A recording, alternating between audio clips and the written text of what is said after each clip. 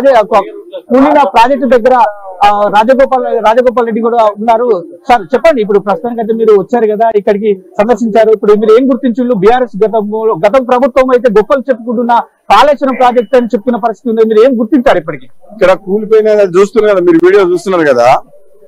ఈ కాళేశ్వరం ప్రాజెక్ట్ ఇది డబ్బుల కోసము రీడిజైన్ పేరు మీద తుమ్మిడిహట్టి దగ్గర ఉన్నది తీసుకొచ్చి ఇక్కడ పెట్టిండ్రు.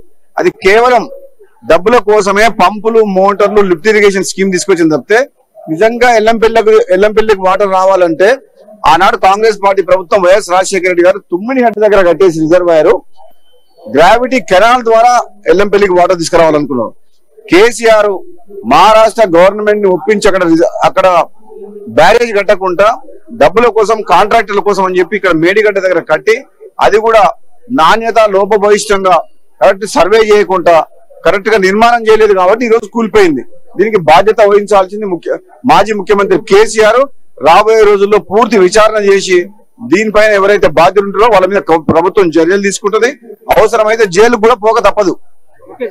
ఇప్పుడు అసెంబ్లీలో కూడా నేను హోమ్ మినిస్టర్ అయిన తర్వాత మీరు జైలుకు పంపిస్తానంటే మేము వాగుతా ఉన్నారని చెప్పి కూడా మీరు హోమ్ మినిస్టర్ అయిన తర్వాత చూద్దామని చెప్పి అన్నారు.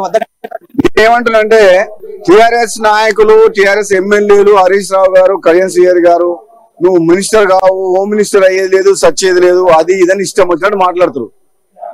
మీరందరు కూడా చెప్తున్న టిఆర్ఎస్ నాయకులకు ఈ పాపంలో పాల్చుకుని దుర్మార్గంలో దోసుకున్న అవినీతి సొమ్ము దోసుకున్న మీ శాసనసభ్యులు కావచ్చు, మంత్రులు కావచ్చు, మాజీ మంత్రులు కావచ్చు, మీ అందరు కూడా రాజగోపాల్ రెడ్డి పదవి రావద్దు అని మొక్కుకోండి.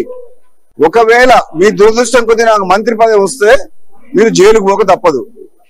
మీకు ఆ విషయం తెలుసు, నేను మిమ్మల్ని వదిలిపెట్టానని చెప్పి. ఎందుకంటే నేను గతంలో శాసనసభ ఉన్నప్పుడే 2019లో చెప్పిన ఏమని, ఈ కాళేశ్వరం ప్రాజెక్టు అనవసరంగా కడుతున్నారు, 1,00,000 కోట్లు అప్పు చేసి ఈ రీడిజైన్ పేరు మీద అప్పు తీసుకొచ్చి రాష్ట్రాన్ని అప్పులపాలు చేస్తున్నారు అని చెప్పి చెప్పడం జరిగింది. నేను చెప్పినట్టే ఈ రోజు ప్రాజెక్టు కూలిపోయింది.